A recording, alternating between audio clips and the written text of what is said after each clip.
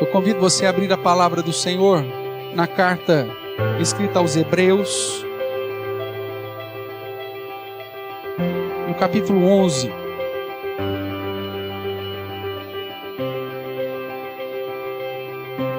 Hoje nós leremos do verso 8 ao verso 22.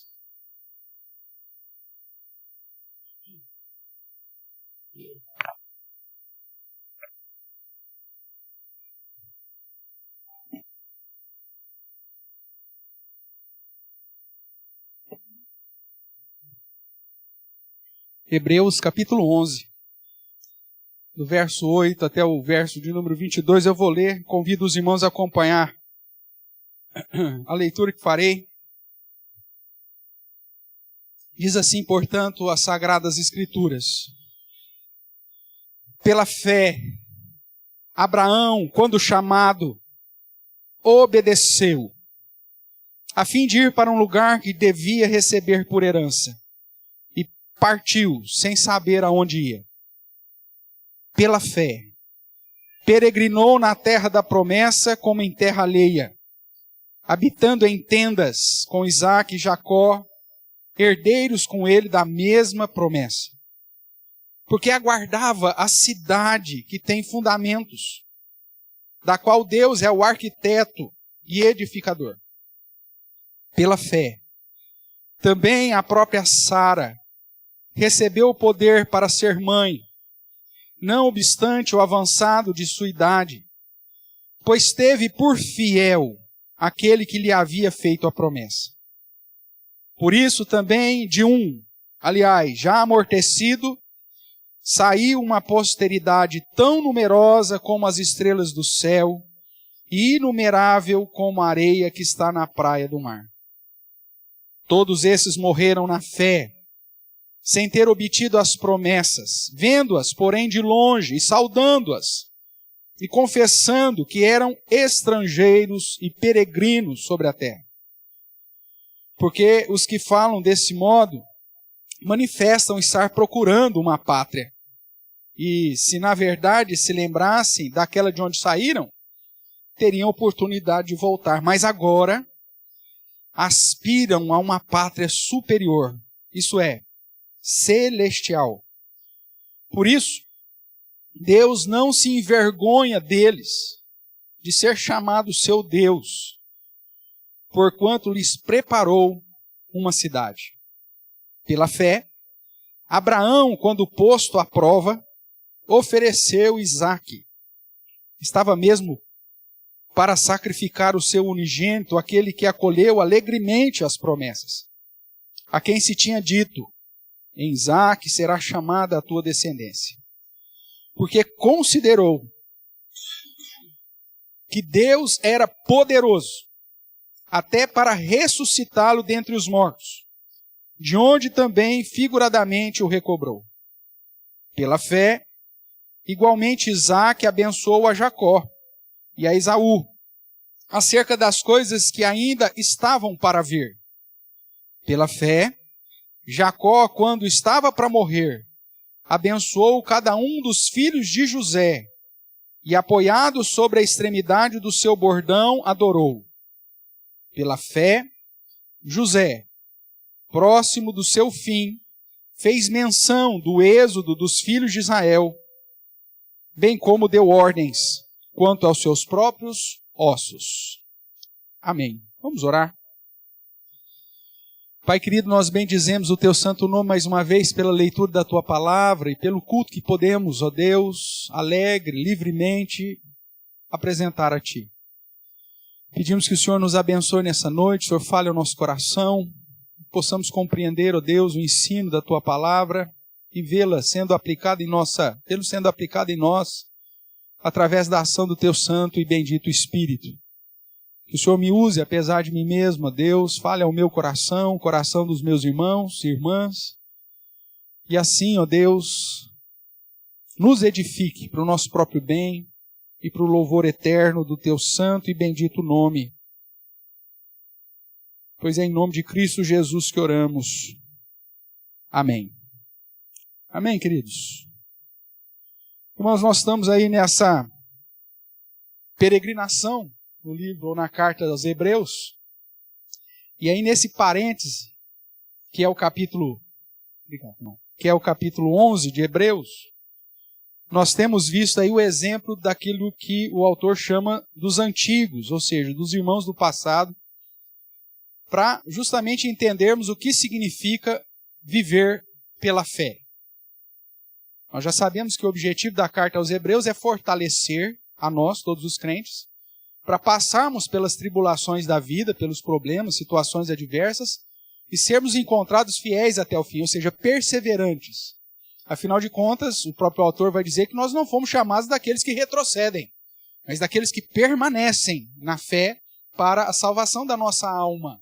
É isso que está justamente aí no finalzinho do capítulo 10, onde ele diz no verso 38, o meu justo viverá pela fé, e se retroceder, nele não se compraz a minha alma. Nós, porém, somos dos que retrocedem para a perdição. Ou melhor, nós não somos dos que retrocedem para a perdição. Somos, portanto, ou entretanto, o da fé, para a conservação da alma.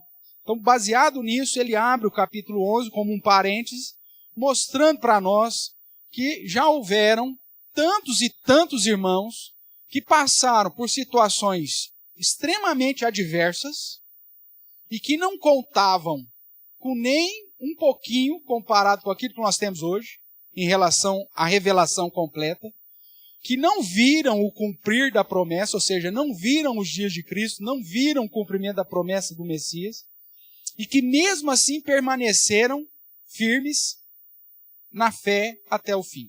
A ideia, portanto, nesse capítulo 11, é mostrar, se os antigos, pessoal lá do Antigo Testamento, que ainda não tinha nem visto o cumprir das promessas de Deus, os antigos que não tinham chegado a ver nem Deus estabelecendo o povo de Israel, que não viram Deus fazendo as maravilhas da libertação do Egito, que não viram o cumprimento profético de cada detalhe a respeito dos Messias, e que sofreram, peregrinaram como estrangeiros nesse mundo, se eles permaneceram na fé, você, que vive pós-Cristo, que tem a revelação completa, que tem o privilégio de servir ao Senhor em espírito e em verdade, não mais preso ao peso da cerimônia da lei, mas agora debaixo do sacerdócio eterno de Jesus Cristo, segundo a ordem de Melquisedeque, você não pode nem pensar em desanimar. Você não pode nem ter um leve, breve pensamento em pensar em desistir. Porque seria um abuso tremendo, uma rebeldia imensa da tua parte. E ele aí começa a usar os exemplos do passado, mostrando, esses homens sofreram terrivelmente.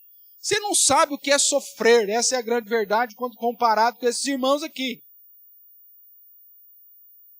E eles permaneceram. Então, por mais difícil que seja a sua vida, e eu respeito o seu entendimento a respeito do sofrimento da sua vida, mas por mais difícil que seja a sua vida, meu irmão, você não tem motivo nenhum para desistir da fé. É isso que o autor aos Hebreus está nos falando. É só você dar uma olhadinha na vida dos antigos, ou daqueles que foram perseguidos por Cristo. Alguém aqui teve algum parente que foi cerrado ao meio? Ou que foi feito tocha humana nas ruas de Roma? Alguém aqui foi perseguido pelos próprios irmãos ao ponto de apanhar dos irmãos e ser vendido como escravo? Alguém aqui foi alvo de assédio sexual da patroa, que culminou a levar você a ficar preso por 20 anos numa prisão no Egito? Se a sua história não for pior que essa, então cria vergonha na sua cara e segue a Cristo até o fim da sua vida. É essa a mensagem. E mesmo que a sua vida seja pior que essa, o que eu duvido, mas mesmo que seja pior que tudo isso, nós temos tantos e tantos outros exemplos aqui no contexto desse parênteses do capítulo 11, para te provar que existe uma grande, imensa nuvem de testemunhas de pessoas que passaram por mais adversos problemas na vida e que não desistiram da fé. Então nem pense nisso. Não retroceda, mas prossiga. Mesmo que tudo dê errado na sua vida daqui para frente, o seu alvo é ser encontrado perseverante, fiel, prostrado nos caminhos daquele que nos criou, que nos salvou. Se você guardar isso, meu irmão, eu estou feliz. Mas ele ainda vai dar vários exemplos, né? Mostrando o que significa, então, viver na fé. Significa receber da graça de Deus para viver uma vida firme, ou em uma firme confiança nesse Senhor e na obra realizada por Jesus Cristo em nosso lugar. Viver pela fé significa viver numa confiança e esperança que me mantém perseverante, mesmo diante das incertezas e das dificuldades no mundo, olhando para o autor e consumador da fé, Jesus Cristo, e aguardando o cumprimento das suas promessas. Como nós lemos, né, durante a nossa liturgia, o presbítero Paulo fez a leitura aqui e mencionou em Romanos capítulo 4, a ideia de falando sobre Abraão, e ele diz, esperando contra a esperança. Pastor, não tem expectativa nenhuma de bênção daqui para frente. Não importa. Nós vamos esperar contra a esperança.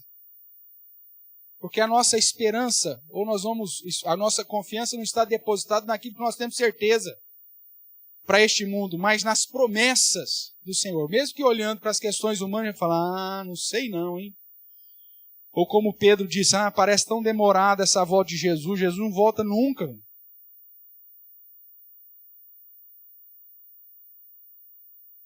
A sua competência não é fazer conta.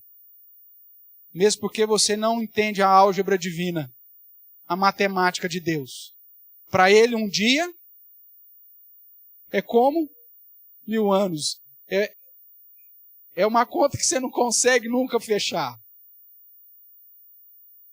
Não tem como. Essa variável nessa expressão matemática de Deus não fecha para nós. Então, o seu papel não é calcular, o seu papel é viver em fidelidade, perseverando até o fim. Isso é viver pela fé. Diante disso, então, o autor aos Hebreus declara que sem fé é impossível agradar a Deus. E, como já disse, ele utiliza dos exemplos dos crentes do passado para nos afirmar que a fé é um instrumento essencial e indispensável na vida do servo de Deus. E ele vai dizer, desde o começo do capítulo 11, por que a fé é um instrumento essencial e indispensável na vida do servo de Deus. Porque através dela, segundo o verso 2, nós somos aceitos por Deus. Da mesma forma que os antigos obtiveram bom testemunho, nós também. Pela fé nós reconhecemos quem Deus é e reconhecemos os grandes feitos de Deus. Justamente por conta dessa fé. Nós vimos também que a fé, nós agradamos a Deus e oferecemos a Deus uma adoração mais excelente. Afinal de contas, sem fé é impossível agradar a Deus. E aqui ele vai estar usando os exemplos do passado. Pela fé nós andamos com Deus, irmãos. E vimos semana passada que pela fé nós recebemos a justificação para a salvação em Cristo. Nos tornamos herdeiros da justiça. Como também aconteceu com Noé. Então ele fala de Caim, fala de Abel, fala de Enoque, fala de Noé. E agora no capítulo 8, ou melhor, no capítulo 11, verso 8, ele começa a nos falar dos patriarcas, de um modo mais específico. Abraão, Isaac, Jacó, até José. E é o texto que nós lemos. Então, dentro dessa sequência aqui do capítulo 11, nós vemos que a fé é um instrumento essencial, indispensável na vida do servo de Deus, porque por ela, ou seja, pela fé, nós obedecemos a Deus e pela fé nós aguardamos o cumprimento da promessa de Deus. Observe comigo alguns versos aí, né? Você vai observar aqui comigo. algumas expressões aqui. No verso 8 você encontra: pela fé, Abraão, quando chamado, fez o quê? Obedeceu. Obedeceu. Lá no verso 17. Pela fé, Abraão, quando posto à prova, o que ele fez? Ofereceu Isaque, ou seja, obedeceu. Então, pela fé é possível você obedecer a Deus. Essa é a primeira coisa. E aí, nesse meio tempo, nós temos ainda, verso 9.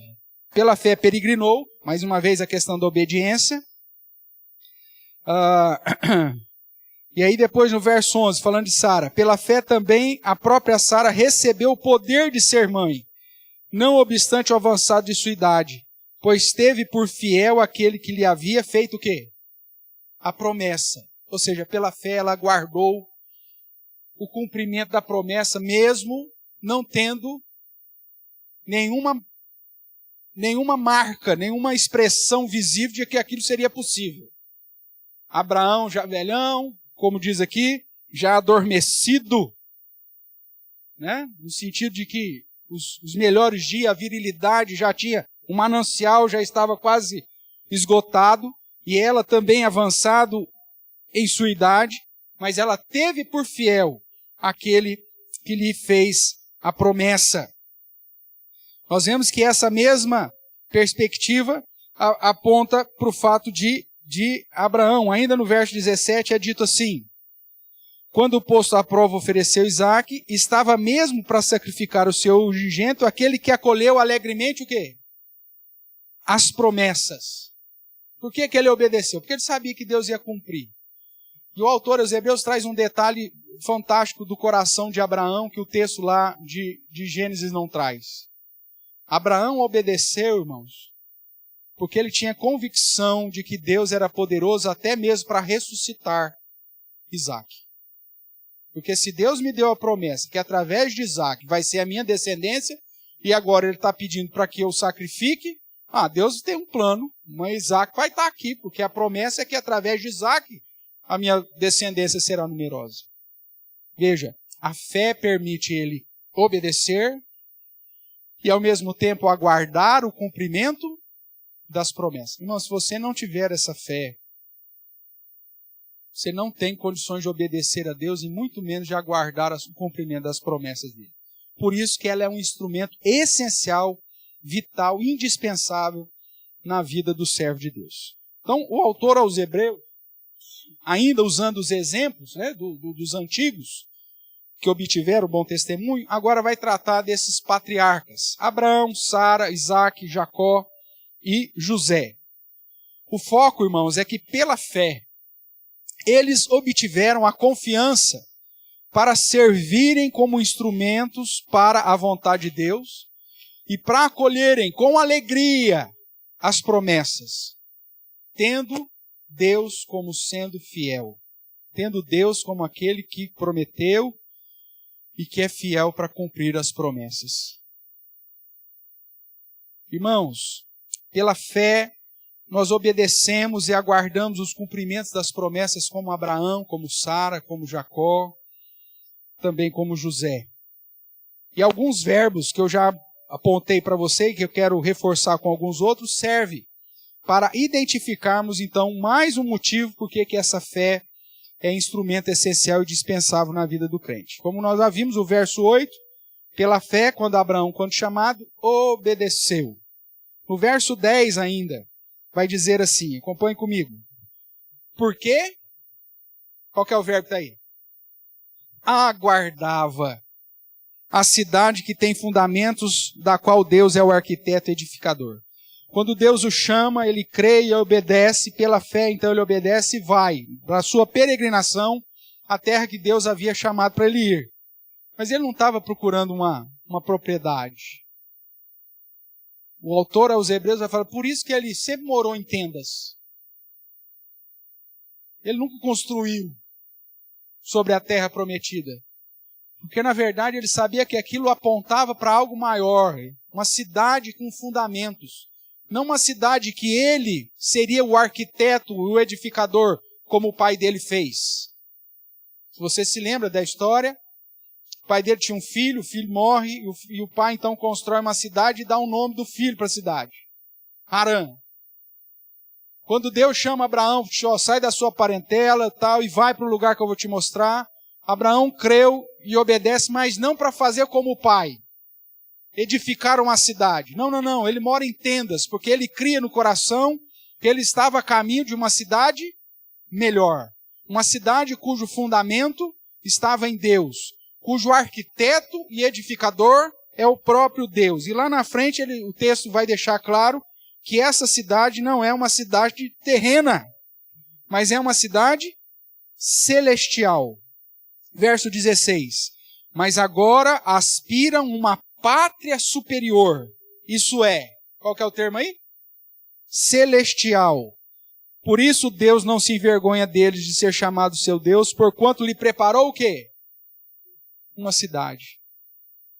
Abraão não obedeceu a Deus porque ele queria lá uma propriedade, queria a terra prometida. Não, ele sabia que Deus ia fazê-lo, mas o que ele ansiava, irmãos, o que ele esperava, a sua expectativa, a sua fé estava depositado numa cidade superior, numa pátria superior, celestial, uma cidade que havia sido preparada, arquitetada, edificada pelo próprio Deus. Então, porque ele aguardava a cidade que tem fundamentos, do qual Deus é o arquiteto e edificador. Como vimos no verso 17, em obediência ele oferece o seu filho e acolhe alegremente as promessas. Veja que são termos, verbos que apontam que pela fé é possível então obedecermos a Deus e aguardarmos o cumprimento das suas promessas, mesmo que muitos julgam ainda demorada, como disse Pedro.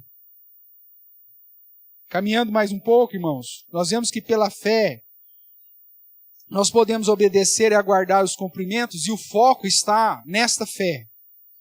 Em vários momentos você vai observar aqui a repetição disso. Pela fé, Abraão obedeceu. Pela fé, partiu sem saber para onde ia. Pela fé, peregrinou. Pela fé, ofereceu. Pela fé, considerou que Deus era poderoso.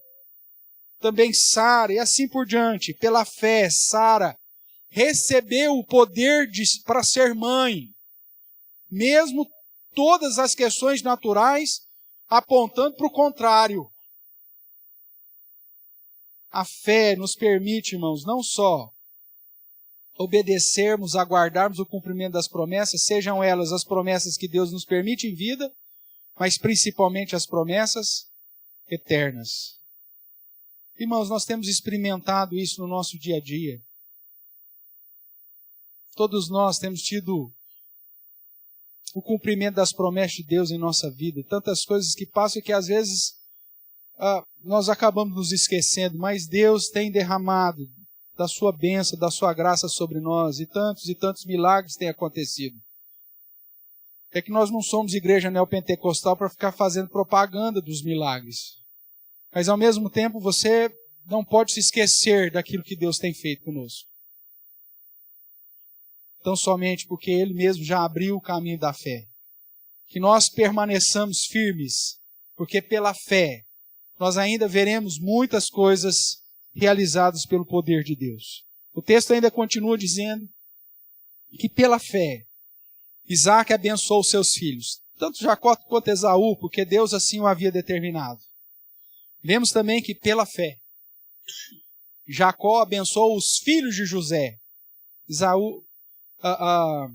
Efraim e Manassés. Bênção dupla, porque sobre José recaía essa bênção dupla. E aí nós vemos que além de abençoar os filhos de José, os seus netos, ele adora ao Senhor. Tudo pela fé. Pela fé, nós vemos o último patriarca sendo mencionado aqui, José, que já séculos antes havia dito para o povo de Israel que o Senhor tiraria o seu povo com mão forte do Egito e levaria para a terra prometida. E fez aquele povo, através da tradição oral, manter viva essa esperança e ainda a promessa que pegariam os ossos de José e levariam para ser sepultado na terra prometida. E assim o registro de Gênesis diz que aconteceu. Tudo pela fé. A fé é um instrumento essencial para a caminhada, irmãos. Sem a fé, nós estaríamos perdidos, sem esperança, sem direcionamento, sem propósito nessa vida. Quando nós encontramos, né, as expressões que apontam aqui para obediência, temor a Deus e tudo mais, nós vemos a ideia de essa postura de um coração firmada na fé. E é isso que nós precisamos desenvolver dentro daquilo que cabe a nós. Nós vemos então que a fé é esse instrumento essencial, indispensável, irmãos, porque pela fé nós conseguimos obedecer aquilo que Deus requer de nós e ao mesmo tempo aguardamos o cumprimento das suas promessas.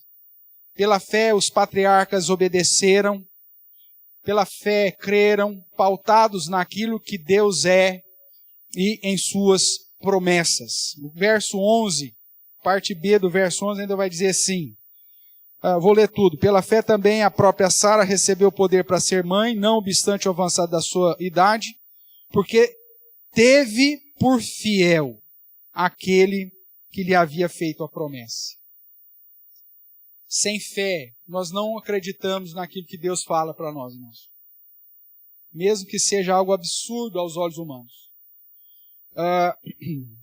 O verso 16, o início do verso 16 diz que eles não estavam querendo voltar para as terras terrenas, mas eles aguardavam, veja aí, mas agora aspiram uma pátria superior, isso é, celestial. Pela fé, irmãos, nós entendemos que esse mundo, como diz o apóstolo Pedro, está sendo reservado para um juízo final e isso aqui vai ser desfeito. Nós aguardamos novo céu e nova terra, ele vai dizer lá, na leitura que fizemos na Epístola de Pedro. O que nós aguardamos é uma pátria superior, celestial. Isso só é possível pela fé. O verso 17, a parte final, vai dizer que Abraão acolheu alegremente as promessas. A fé nos permite acolher alegremente as promessas. E o verso 19 mostra que, pela fé, ele considera que Deus era poderoso até para ressuscitar Isaque dentre os mortos. Porque ele cria que as promessas do Senhor seriam cumpridas, pois Deus é fiel, ou seja, ele não pode mentir. E além de fiel, como diz o texto em relação a Sara, é poderoso, como diz em relação a Abraão. Mas tem um diferencial em tudo aqui, irmãos. O verso 13, ele faz aqui um grande diferencial, mostrando que apesar desses homens e mulheres terem vivido pela fé e pela fé terem obedecido a Deus e aguardaram o cumprimento das promessas, o verso 13 diz que todos eles, né, os que foram ditos, desde Abel, Enoque, Noé, Abrão, Sara, Isaque, Jacó, todos estes morreram na fé, porém sem terem obtido as promessas. Que promessas seriam essas? A respeito da salvação em Cristo, a respeito da vinda do Senhor, a respeito do cumprimento da salvação. Porém, vendo-as de longe e saudando-as e confessando que eram estrangeiros e peregrinos sobre a terra. Pela fé, irmãos, eles entenderam que o nosso mundo não é aqui. Que a nossa pátria não é aqui. Que correr atrás das questões daqui, de fundamentar uma cidade aqui, fundamentar um império aqui, fundamentar uma vida aqui, não vale nada. Porque isso aqui vai ser destruído. E Deus, durante toda a existência da humanidade, tem enviado as suas trombetas, em especial após a vinda de Cristo, enviado as suas trombetas e alguns flagelos, mas o ímpio, como diz Apocalipse, continua na sua impiedade. Mas o justo, esse sim, tem que se fortalecer na sua justiça. Catástrofes, irmãos, situações terríveis acontecem de tempos em tempos, para provar que aqui não é a nossa casa. Para que você não deposite esperança na edificação de uma cidade terrena, mas que você aguarde uma pátria superior, que é celestial, cujo arquiteto e edificador é o Senhor, em uma cidade que Ele nos prometeu. Pela fé, os patriarcas entenderam que eles eram estrangeiros, peregrinos. Viviam aqui, mas não na expectativa de que aqui seria a promessa deles, mas sim que Deus, em Cristo Jesus, o Messias prometido desde a época de Adão, faria aquilo que é necessário para nos levar para o nosso verdadeiro e definitivo local, o novo céu e a nova terra. O texto vai dizer que eles viveram em tendas. Verso 9. Pela fé ele peregrinou na terra da promessa como em terra alheia. Veja, era a terra da promessa, mas não era a terra definitiva dele. Habitando em tendas com Isaac e Jacó, herdeiros com ele da mesma promessa. Que promessa? A promessa dessa cidade futura. Então, como estrangeiros e peregrinos sobre a terra, pois eles esperavam novos céus e nova terra, procuravam uma pátria superior, isso é, uma pátria celeste, como nós já vimos aqui nos outros textos, nos outros versos. Os patriarcas, pela fé, irmãos, obedecerem, aguardaram as promessas, porque eles não procuravam herança aqui, mas focavam o cumprimento das promessas que alegremente eles acolheram, cientes de que eram herdeiros de coisas superiores, e que Deus era fiel e é fiel para cumprir cada uma delas. O que nós podemos, então, aprender com isso? Que como crentes, irmãos, aqueles a quem Deus abriu a porta da fé, nós temos uma promessa superior às promessas de prosperidade dessa terra. Prosperidade na era presente não significa absolutamente nada. Infelizmente, muitas igrejas têm ensinado que o Senhor promete prosperidade nesta era. Mentira.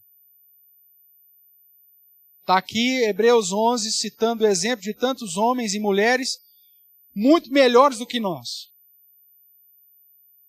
Homens e mulheres que, segundo o texto, eram tão preciosos aos olhos de Deus que o mundo não era digno deles.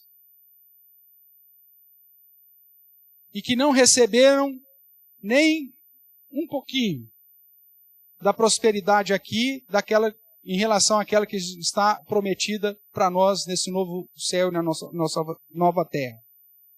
Logo, irmãos, o nosso foco para esse mundo é entendermos que ainda somos, como os patriarcas, peregrinos e estrangeiros. Que não estamos atrás de prosperidade na era presente, mas aguardamos uma cidade arquitetada, edificada pelo Senhor, uma cidade celestial, uma pátria superior.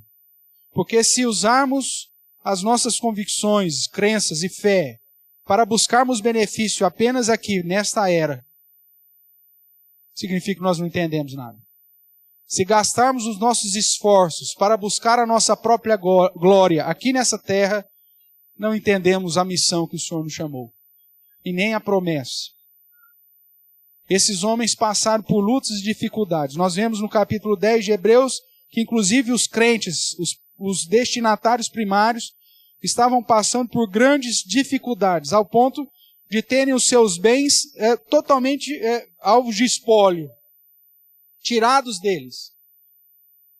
E eles estavam se preocupando com isso? Não, porque eles aguardavam uma herança maior. Irmãos, essa convicção de fé é a que possibilita os nossos irmãos lá do sul, que passaram por essa, ou estão passando por essa situação tão terrível, de mais uma trombeta de Deus sobre a terra, perdendo tudo, mas ainda permanecerem fiéis e firmes, porque a esperança deles não é na casa, na terra da peregrinação, mas sim a morada que o Senhor Jesus Cristo foi preparar no novo céu e na nova terra. Quando nós entendemos isso, mesmo as situações mais adversas nessa vida, mesmo quando tentam roubar nossa bicicleta na frente da igreja, a gente segue firme. Ou mesmo quando coisas piores acontecem, nós ainda continuamos firmes. Porque temos por certo que aquele que fez a promessa é fiel. E aquele que nos chamou é poderoso para nos guardar até o fim. Essa também era a esperança dos apóstolos. Concluindo, irmãos, quando olhamos para o exemplo de fé dos patriarcas, nós vemos que pela fé esses antigos obtiveram um bom testemunho, pois obedeceram e acolheram as promessas. Nesse sentido, o texto afirma no verso 16. Acompanhe comigo, está aí projetado, mas se você quiser olhar nas Escrituras, fique à vontade. Diz assim: mas agora aspiram uma pátria superior, isso é, celestial. Por isso, presta atenção nisso aqui, por isso Deus não se envergonha deles de ser chamado o seu Deus, porquanto lhe preparou uma cidade. Irmãos, nós vimos que na semana passada que a fé nos possibilita agradarmos ao Senhor. E a fé nos possibilita apresentar uma adoração mais excelente, como foi o exemplo de Abel e Enoque. E lá nós vemos que eles andaram com Deus, que Deus se agradou deles. Aqui nós temos mais uma expressão que aponta para isso. Vocês lembram que na semana passada, falando mais especificamente sobre Noé, nós vemos que Deus o coloca como um justo. E até no texto que nós falamos no final, juntamente com Daniel e Jó, Noé foi considerado, dos homens do passado, dos antigos, um dos 3 que Deus considerava justo, ao ponto de que mesmo que vivessem numa geração perversa, seriam salvos. É assim que diz o texto lá. Deus se agradou deles. Aqui nós vemos que Deus não se envergonha dos patriarcas. Não se envergonha deles.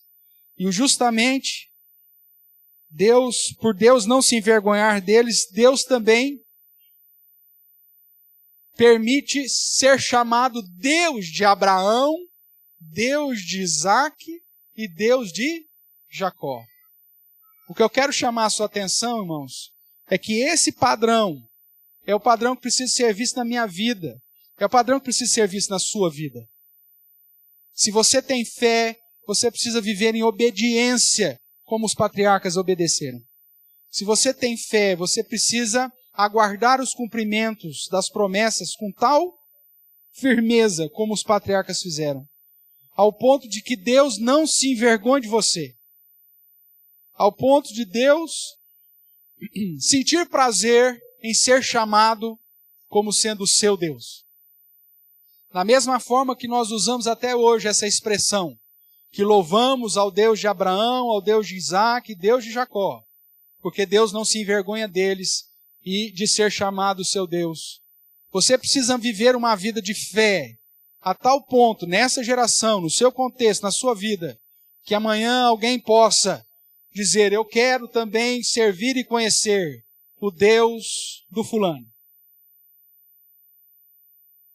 E esse fulano deveria ser você.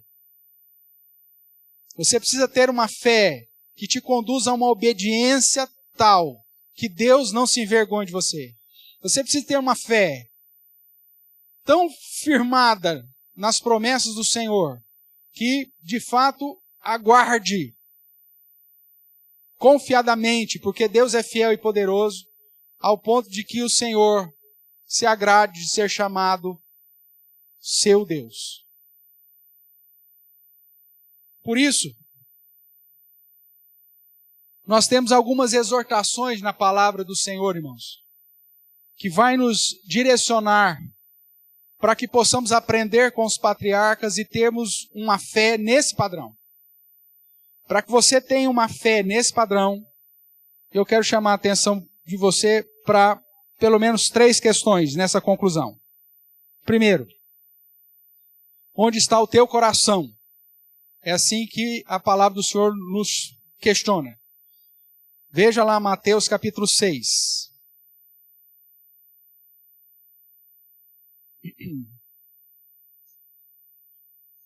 No Sermão da Montanha, o Senhor Jesus nos ensina dessa forma. Mateus capítulo 6, verso 19, deve ser 22, eu digitei errado alguma coisa. Deixa eu ver aqui.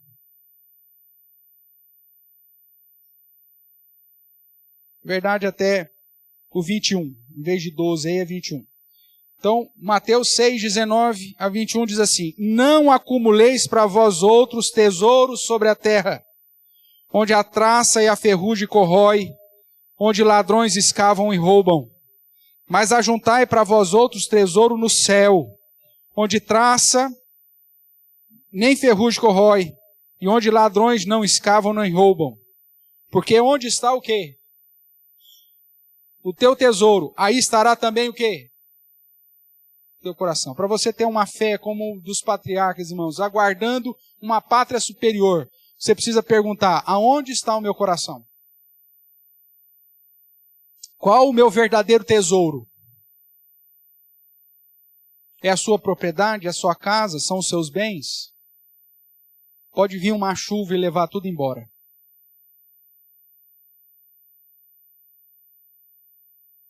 E aí você entra em desespero. Se o teu coração estiver nos teus tesouros, e isso for levado, for roubado, for enferrujado, for abatido, você vai ser o mais infeliz de todos os homens.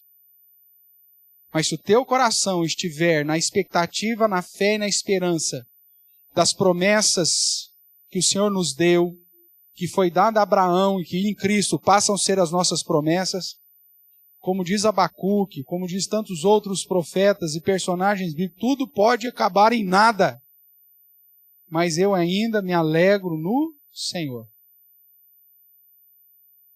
Aonde está o teu coração?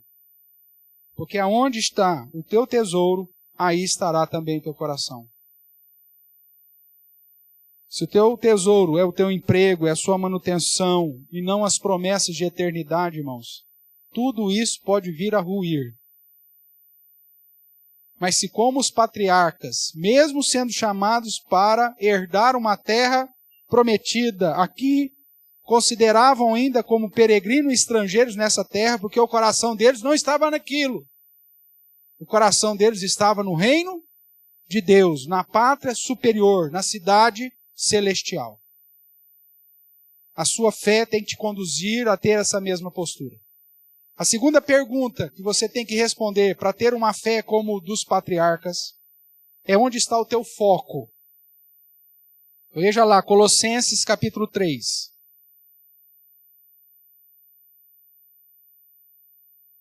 Colossenses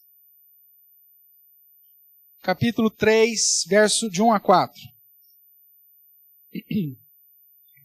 Diz assim o texto, Colossenses 3, de 1 a 4. Portanto, se fostes ressuscitados juntamente com Cristo, buscai o quê? As coisas lá do alto, onde Cristo vive, assentado à direita de Deus. Pensai na onde? Onde que está o seu foco? Onde está o seu pensamento? Onde estão os seus olhos? Qual que é o foco da sua vida? Pensai nas coisas lá do alto, não nas que são aqui da terra. Porque morreste, a vossa vida está oculta juntamente com Cristo em Deus. Quando Cristo, que é a nossa vida, se manifestar, então vós também sereis manifestados com Ele em glória. Onde está o teu tesouro, está o teu coração. Você tem uma fé que te conduz à obediência e a guardar o cumprimento da promessa, ou seja, uma fé como dos patriarcas, o seu coração não pode estar firmado nas coisas terrenas, irmãos. Nas riquezas, nas coisas dessa terra. O seu foco não pode ser as coisas terrenas, mas tem que ser as coisas lá do alto. E a terceira pergunta para você saber como ter uma fé como dos patriarcas é: onde está a tua pátria? Veja Filipenses capítulo 3. Volta aí um pouquinho. Filipenses capítulo 3, verso 17 a 21 vai dizer: irmãos, sede imitadores meus e observai os que andam segundo o modelo que tendes em nós. Pois muitos andam entre vós, dos quais repetidas vezes eu vos dizia, agora vos digo até chorando, que são inimigos da cruz de Cristo. Não têm a fé dos patriarcas. O destino deles é a perdição, porque o Deus deles é o umbigo, é o ventre. E a glória deles está na sua infâmia, visto que só se preocupam com o quê? Com as coisas terrenas. Aí o verso 20 diz, pois a nossa pátria está onde? Está nos céus, de onde também aguardamos o Salvador, o Senhor Jesus Cristo, o qual transformará o nosso corpo de humilhação para ser igual ao corpo da sua glória, segundo a eficácia do poder que ele tem de até subordinar a si todas as coisas. A nossa pátria está nos céus, ou pelo menos deveria estar.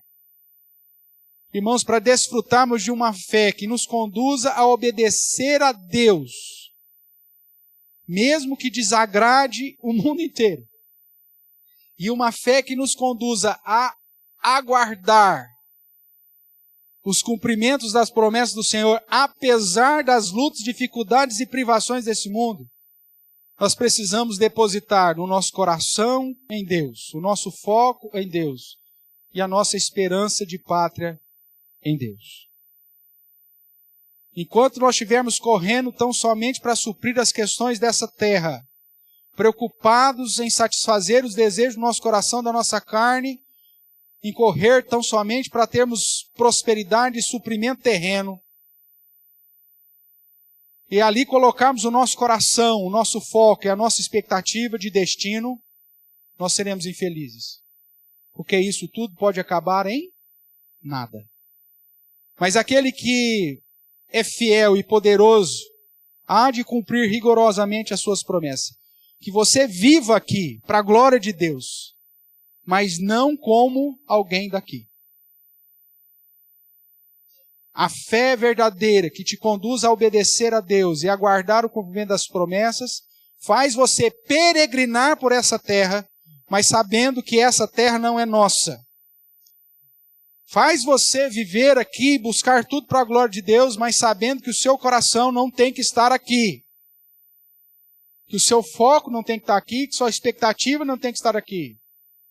Mas o seu coração, o seu foco e a sua expectativa tem que estar nas coisas celestes. Porque se aqui um dia der tudo errado, a sua fé não será abalada. Agora, se você depositar as coisas nesse mundo, na hora que o emprego não existir, na hora que os recursos minguarem, na hora que a casa desmoronar, na hora que a posição não for a mesma, a posição social não for a mesma, na hora que a saúde ruir, você será o mais infeliz de todos os homens.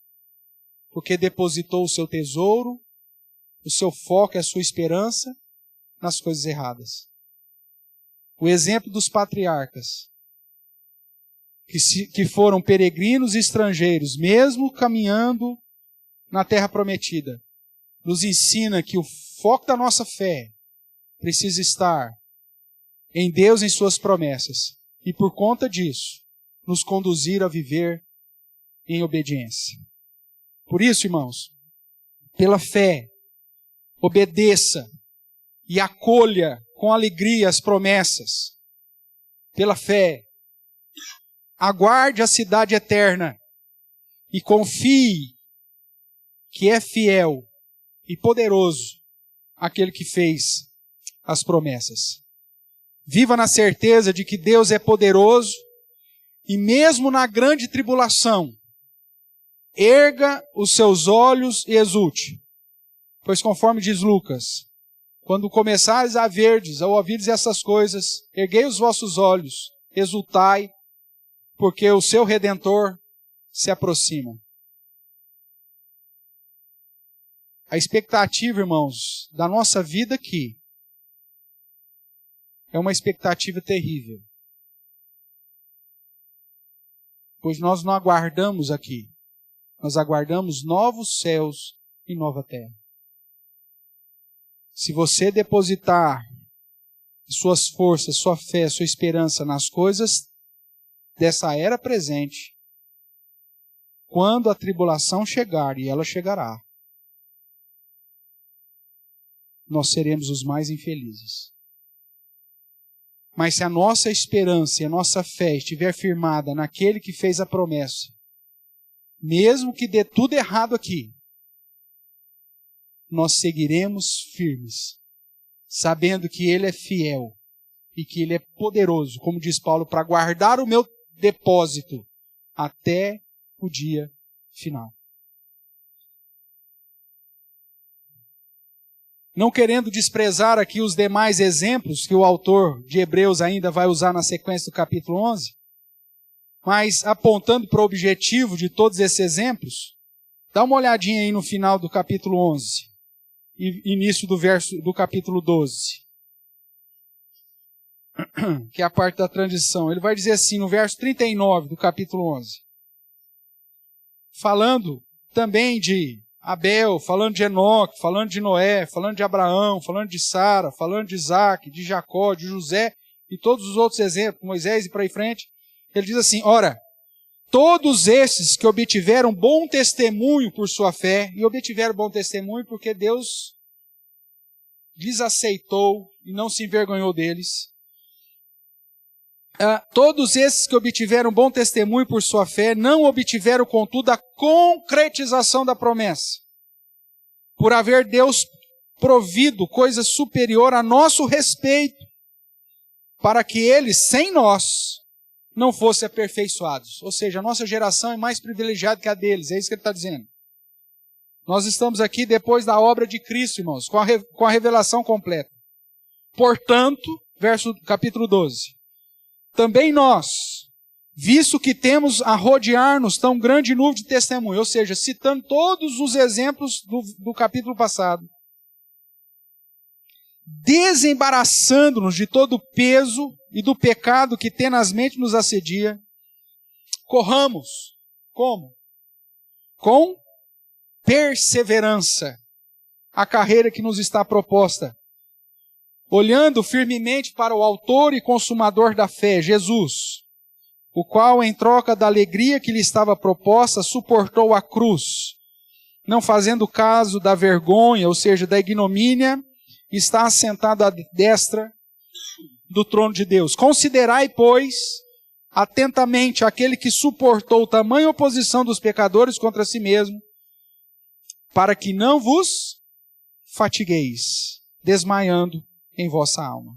Irmãos, tendo essa grande nuvem de testemunhas citadas no capítulo 11, irmãos do passado que não viram as promessas serem concretizadas em Cristo, e que foram fiéis, e que mantiveram firme a fé, tendo eles como essa grande nuvem de testemunha, vivamos o nosso hoje, desembaraçando-nos do pecado, olhando firmemente para Cristo, correndo com perseverança a carreira que nos está proposta, sabendo que Cristo já venceu.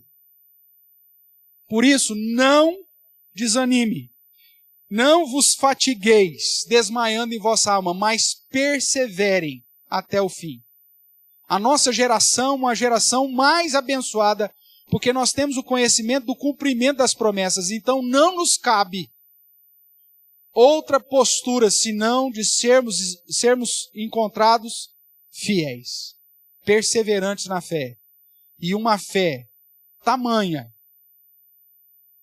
que nos conduz a obedecer e a acolher as promessas de Deus ao ponto de Deus se agradar de ti, dele não se envergonhar de você, como não se envergonhou em ser chamado o Deus de Abraão, o Deus de Isaac, o Deus de Jacó.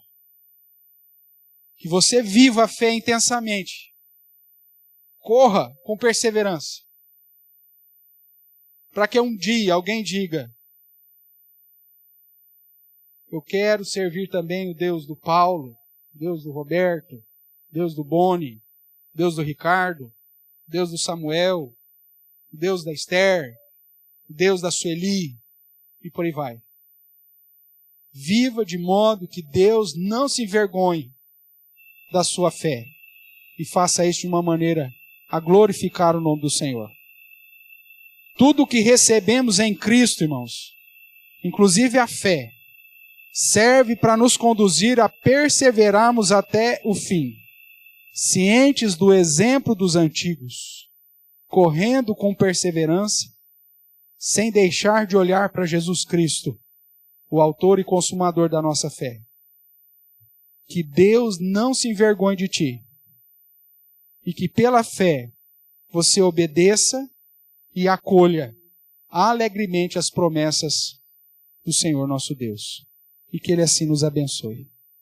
Amém?